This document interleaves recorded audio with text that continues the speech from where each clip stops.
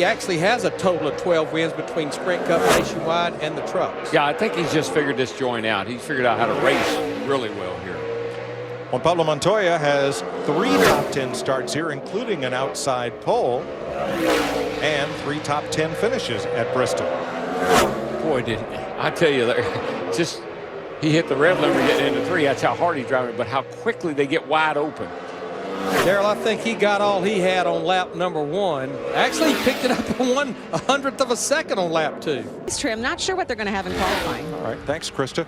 Jamie McMurray said on his radio, big gust to wind as he came off the corner, confirmed by Terry Ford, our cameraman on the backstretch. And I'll tell you, hats off to all of our speed cameramen today, because they don't get a break from the elements here. Yeah, literally hats blowing off, but I mean, they're up there on the roof, on the scaffolds, in the face of the wind to bring you these great pictures of everything happening here at Kansas today. No relief for them, but thank you for your work. Yeah, it's so inconsistent, so it has to be a gust of wind that's pushing some of these cars around in the middle of 1 and 2 down there and getting them out toward the wall. Well, Joey Logano on the 22 car, he's going to be a little better than his teammate Brad Keselowski. That first lap, a 28.80, puts him 16th quickest. Keselowski back to 23rd now, with still a number of drivers to go. Yeah, 8 positions, but Larry, but only a 1/10 of a second between them. One thing we do need to mention, Timmy Hill in the 32 car will be the next driver out, and the driver scheduled to go out after Timmy Hill, Tony Stewart, the 14. They are still trying to get through pre-qualifying inspection in the garage area. Good little pickup there on the second lap there. Corner here. Yeah, he's already 1/10 and a half off. Hard to make that up in this end. He's coming back though. He might. I'd say there's no sun on the track at all now, so for the next little bit here we should be really at optimum conditions for making some fast laps. For all the buildup, for all the hype, for all the videotape of all the altercations, Joey Logano climbed out of the car at Martinsville after 500 laps. Nobody was mad at him. Nobody. He needed a week off. He just needed a break, you know. Chad Knaus was hunting him on Saturday during happy hour practice. Well, yeah. A race day, everything was good. Yeah.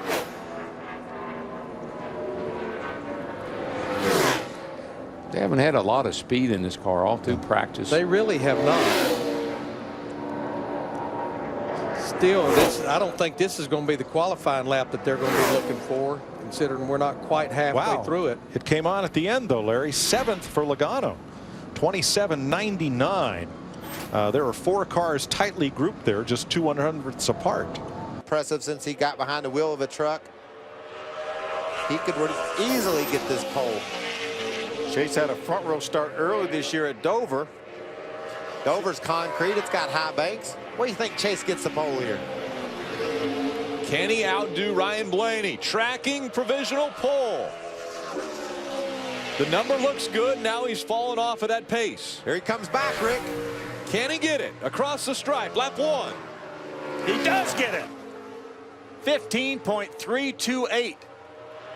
Top of the chart goes Chase Elliott. See if he can pick it up on lap number 2. He knows he has a couple good fast trucks coming. Just a tick slow. The track is clear after Kurt Busch getting up and into the wall. Denny Hamlin, who was 4th fastest in practice in his FedEx Ground Toyota, finished 1st and 2nd in the 2 races here last year. Did you hear how quickly he got back to the throttle? He was not bashful, was he? I mean, he rolled it in there and he nailed it. Had to play with it a little bit off turn 4 there. You could see it with the throttle trace. All the Joe Gibbs cars were quick in practice, and Hamlin jumps to the top of the board. 26.46. 136 miles an hour. And he actually ran a 26.30 in practice. I think that's going to be a little better looking at that. So far, every driver except A.J. Allmendinger's picked up on lap 2. Basically, A.J. ran the same speed both laps. Nice pickup of 2/10 for Hamlin, 26.29. Inching closer. We're at 136.9. The first pole here was won by David Pearson at 130.5 miles per hour. That's about 28 miles an hour slower than we're running today. And they concreted this place in 1995, a lot like Bristol and a lot like the corners at Martinsville. We would run a 500-lap race here, and the asphalt would basically be gone in the corners. Oh, They'd yeah. have to patch it every time. Yeah, the place looked like a busted eggshell there before they had to repair it because the winters were so harsh. They decided to go with concrete. Mel Joseph and his crowd thought that would be the way to go. Less maintenance. Michelle Pennzoil Ford for Logano missed the front row by 1/100 of a second on its first pass. Todd Gordon is back as Joey's crew chief. Suspension's over for the Penske team. He was flirting with improving on this second lap. Kept going back and forth between second and third. Yeah, it wobbled a little bit down here coming out of turn 4, and I think that cost him just his coach. Look at this. Dale Jr. working over off of turn 2, and the tracker all the way to the left. Well, all the Hendrick drivers had a lot of speed in that final practice. Dale Earnhardt Jr. was 6th quickest. He keeps flirting with it. I tell you, how you get into the third turn is so critical. And getting back in the gas and getting off turn 4 with some speed, and this could be. He's going to do it, guys. Be a big lap. Yes, right it is. Whoa, To the right top. to the top. Dale Whoa! Earnhardt Jr. How about that? 29.406 seconds. And it's enough. Now, an interview with Carl Edwards will be on there Tuesday. Joey Logano next up. Like his teammate Brad Keselowski, the suspensions for Penske Racing for suspension problems held in abeyance. A pending appeal, which will be heard next Wednesday. And Joey got it slideways off the corner in his Shell Pennzoil Ford. You know, Darrell, that shot right there was interesting. You saw how his car got loose, but you're going from 14 degrees, and it basically just flattens right out, doesn't it? Yeah, that's where the cars really get. You see the back end kind of hop out like that thing did, or come out from under you like that. Right there, you can see where the kind of run out of the black marks, and you run out of banking. So 21:03 is the get up to speed lap for Logano. This will be the money lap. A nice recovery. Picks him up to 5th. 2080 for Joey Logano. Roush Fenway teammate, the Fastenal Ford of Carl Edwards and crew chief Jimmy Fennig. 7 All-Star starts for Edwards, who won it in 2011. I mean, when's the last time you heard a driver say the hair was standing up on the back? Right. You know, they always have them out of breath and, like, you know, all those kind of things. But this is the All-Star race, and this is fun. These guys are really enjoying this. It's something different. All right, here comes Carl. Smooth, straightens it out. It looks like he gasses it a bit. Whoa, once baby. that car gets straight. Now, can he get it stopped? A little Yes, bit he of wheel can. hop, but he gets it stopped. Mike, front carrier Colin Pozzi normally works with 13-year vet Justin Notestad, but he tore his Achilles tendon yesterday. They brought in Corey Baldwin from the Roush 6 Nationwide team to fill in for Notestad on the front, and he's away. That's one of the fastest pit stops right there as well. Yep, 13.5 for Edwards. And at the end of pit road, 93 miles an hour. Yeah, that's a little off, but that 154 getting on the pit road, that's right up there with the best of That's it. right on right there, brother. And he carried that, too, a long way down pit road. And I had him a pretty good first lap. He may knock his teammate off the front row here. Yeah, this is going to be in the hunt.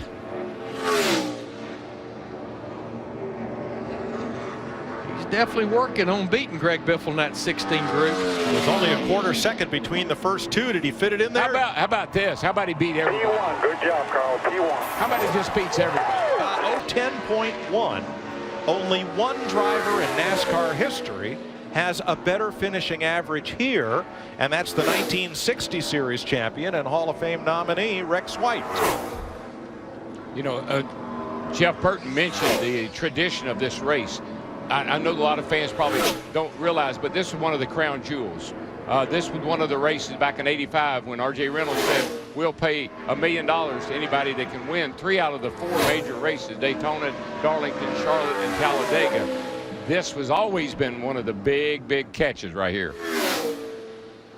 I mean, this right here just tells you how much these guys are wide open throttle around this 1.5-mile racetrack. Not out of it completely, hardly any at all. Logano's previous best start here is 8th. He is second to his teammate Keselowski by a little less than 0.3, 28.414. His teammate Brad Keselowski had no intentions of running a second lap. He crossed the start-finish line at the white flag and shut it right off, but Joey Logano will run a second lap. I'm glad he is, Larry, because, I mean, our conventional wisdom is that the second lap will be slower, and this will give us a good indication of that. And it is, Darrell, but only by about a 1/10.5. Yeah, and that's about normal, though. 49-time pole winner in the NASCAR Sprint Cup Series. The Indiana native comes to the green flag, the last driver with a chance to separate Jimmy Johnson from pole position for Sunday's race. New track record, Ryan Newman does it. From Phoenix, with all the latest breaking NASCAR news, Monday night 6 Eastern, only on Speed. Juan Pablo Montoya in the Target Chevrolet. Interviewed him during that practice session. You could see he had to turn it, you know, right, then back left, getting in the corner down in turn 1. Hustling it right there. He just seems so positive and upbeat about the direction that Earnhardt Ganassi Racing seems to be headed here, getting 2013 started. There it is. It walked up the hill with him there. Got on the brakes, gets us sliding up the hill, this is Scotia. The stopwatch is going to reflect it. Yeah, he's well down the list, 7 out of 8 on that first lap. Let's see what kind of recovery he has here. Just got to not drive it into the turn quite so hard down here. Got to get out a little earlier, not use quite as much brake. Much better, but still the car's loose in. You saw him down here fighting the wheel, getting into one. Car's loose in. Got a nice look coming off, but loose in. Montoya, who has 1 top 5 and 2 top 10 starts here, is 6th with a 26.70. Could have a little bit of luck. Good luck. Maybe tomorrow night. Look out. Yep. Joey Logano will make his 5th trip to Darlington. Started 5th here in his first appearance in 2009. 4 races here, Larry. 2 top 10 finishes. That's pretty sporty. Yeah, finished 10th a year ago, and it's almost like this is one of the tracks, a little bit like Pocono, that he took a liking to from the very, very beginning. Watch his line through 3 and 4. Now he runs right up next to the wall. I mean, as close as anybody you're going to see all the way off that corner. I watched him in practice. I thought a couple of times he had actually hit it. Not a very good lap at all for Joey Logano. Car not showing speed. 24th at a 27.68 for the Shell Pennzoil Ford of Logano. Fastest in practice yesterday, Danica Patrick, whose hometown's Roscoe, Illinois. She now calls the Chicago area home, beginning her first full season in the NASCAR Sprint Cup Series in this GoDaddy.com Chevrolet from Stewart-Haas Racing. And she was, this is not a surprise because she was fast when we're down here testing. This is one of the best cars in the test. She came right back down here, and this car has been fast every time it's been on the racetrack. Danica will run for Rookie of the Year this. Now, the lap she laid down yesterday, and every driver so far has picked up from what they ran into practice yesterday, but her lap that she laid down yesterday is about a half a tenth quicker than what Tony Stewart ran just a little bit ago. Now that is Ricky Stenhouse looking on. Stenhouse is Patrick's chief competition for Rookie of the Year honors this year. But there's more to that story. Yeah. They've been dating for the last several months. There's quite an item. Filled up the pages of all the local papers here on Valentine's Day. Well, 46.42, that's quicker than what Tony Stewart ran on his first lap. And she should pick up about 5.5 to 6 tenths, which is going to put her in pretty good shape. And you can see right now on the tracker, that's where she's tracking. She ran 45.86 yesterday. Based on what I've been seeing, there should be about a tenth improvement over yesterday. If that in fact is true, this is going to be a whale of a lap. Mike, I know who else she's going to give some competition to this year on another award. I think that Sprint Cup Series most popular driver award that Dale Earnhardt Jr. pretty much has been a lock for the last few years. Patrick started on the pole for the nationwide race here last year, and she knocked the boss off the pole. Yes, 45.817, 196.4 miles an hour for Danica. That's a great lap, guys. 3 here, so nobody's going to go home without qualifying. Yeah, that's not going to be the drama. The drama is going to be who can go the fastest of this fast place. Yeah. What are the numbers going to look like? Yeah, this is a very difficult racetrack, too. I mean, there's a lot of bumps in it. It is, I mean, pretty straightforward in shape, but Dale, I know it's always been fairly rough. I don't know how it was the last time you were here, but it's always been tough to get around here. Yeah, I know it hasn't gotten any better for sure since I raced here, so it has gotten rougher, but the drivers appreciate the character, if you will, of this track. But it is a difficult track with the entry and exit, the transitions into and out of the corners on both ends, so it makes it a challenge. Joey ran a 28 flat in practice. He just ran a 27.76. That's 194.5 miles an hour. Yeah, 16 of them in that range, Darrell. That's amazing. All within a 10. Denny Hamlin in the FedEx Freight Toyota. Last summer's winner here. You know, he's won at what he calls his 2 home tracks, Martinsville and Richmond, but he said that win of his 22 wins, I think because of it being Bristol, was one of the biggest wins of his career. Let me tell you, he sailed. He made awesome time in 3 and 4. And he just knocked McMurray off the outside pole. So 1488. For the time being, we got an all close. Joe Gibbs front row. 1487. But he becomes the second driver to break the old track record now. Bubba Wallace goes to the top at a 23-second lap, below 23 seconds. 22.986 for Darrell Wallace Jr. Sure is cool to see Good Sam's and Camping World on this truck, and it's so much fun to see Bubba running so fast. I love the job this guy.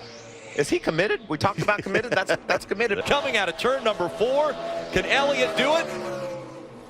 Second quick, Darrell Wallace Jr. wins his first Camping World Truck Series pole. Heard from Joey Logano earlier. Thought he had a pretty good car.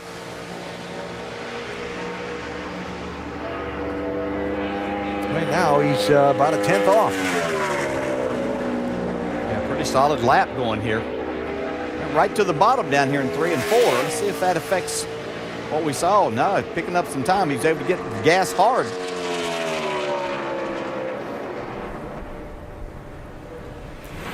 Not a bad lap, one and done for Joey, but it's going to be third.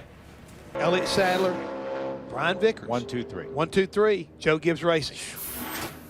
I don't know what they got figured out, guys, but if I was going to be here and want to win a race, I want to be driving a Joe Gibbs car right now. Yeah, 6 of the last 8 pole positions and 8 consecutive wins with 3 different drivers. That's unbelievable. I had to wait on it. Had to wait on it. A little bit, it looked like. Just watching the tachometer and watching the speed right there, he just couldn't get his foot back into it. The one thing about Kyle Busch, I never saw the RPM come much below about 7,500. It's going to be a good lap for Kyle Yeah, it's going to be a Larson. good lap. Going to be up in the top 10.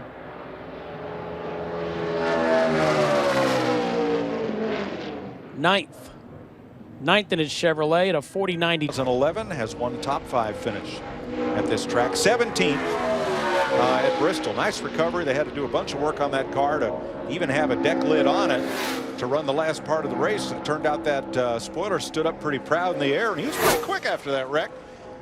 Finished 17th. All he needs is Denny Hamlin in front of him, and he drives. He went out through the field after Denny Hamlin. The caution saved him. I know there was some scuffling after the race, but it could have been really ugly if he'd have caught him on the track. In the closing stages of Bristol, looked like Hamlin was the road runner and Joey was the coyote. Just wasn't going to catch him no matter what. He lost a little bit of ground late exit of turn 2. See how quick he can pick the throttle back up. It's going to be a good run. Just not going to quite be up there with the two Gibbs boys. Right behind him, looks like. Probably, Well, he is third. So at this moment, if this lineup holds, he would start with. Everybody knows what their agenda is now. Danica is going to start on the pole for the Daytona 500. Despite the fact that Trevor Bayne is setting third in qualifying, he could start back in the 30s or 40s, depending on how his Thursday goes, and he knows that. He's locked into the race because of that lap. Thanks, Michael. Juan Pablo Montoya in the Target Chevrolet SS. Earnhardt Ganassi Racing with Felix Sabates for the winner of the Indy 500 and the Grand Prix of Monaco in Formula One. He will be starting his 7th Daytona 500 1 week from today. The biggest thing that Juan Pablo Montoya and his team that they wanted to accomplish here this weekend is be running at the checkered flag in the Daytona 500. 4 Speedway restrictor plate races last year, 4 DNFs due to either accidents or engine issues. 36th on his first lap, 46.59 for the Colombian. Still early in the lap, but the tracker looked pretty good. In fact, when he turned down into 1, we saw sparks fly out from underneath his car. See that on the cars. Again, it's just like hitting the brake. When something underneath that car drags the ground, it's just like dragging the brake. Had only 2 top 10 finishes last year. Clearly a rebuilding year for Chip Ganassi's team. They made a lot of changes. They're ready to come back strong because 2 top 10s last year was the least of Montoya's Cup career. Yeah, when you look at Montoya and McMurray, his teammate, they did not even have 1 top 5 finish last year. A little bit better, a little better than McMurray. Good lap, 13th for Montoya. Going to write off that they're not going to get in this chase. First lap for Logano is 13th. 28.471, and I've got to believe his expectations higher than that, and he stays with it off of turn 2. Much cleaner off 2 that time. The car was a little snappy loose. A lot of people having trouble with the exit of turn 2 over there, wanting to get loose and jump out and almost hit the wall, but that was a cleaner looking lap. Yeah, just it's not going to be very good on the stopwatch. Not going to get any speed though. A little bit slower on lap 2, so Logano stays 13th of those 20. But back in the day, it wouldn't be out of the norm for the top 10 drivers to be separated by half a second when qualifying was over. By all means, but they didn't assign us all the parts either. Joey Logano in the number 22 has 3 top 10s at Daytona, and they have all come in the last 4 races, so he is trending in a good way on this racetrack. Well, Darrell pointed out earlier about Brad Keselowski and the 25-point penalty. Remember, Joey Logano, Todd Gordon, same 25-point penalty. You look at his last 6 races, 19th to 10th in points. He's only 1 point to the good, but he's in the top 10 right now. I think we're seeing 2 drivers with the same name. That's what I'm saying. Joey Logano when he was at Gibbs, and Joey Logano now that he's at Penske, he's a different guy.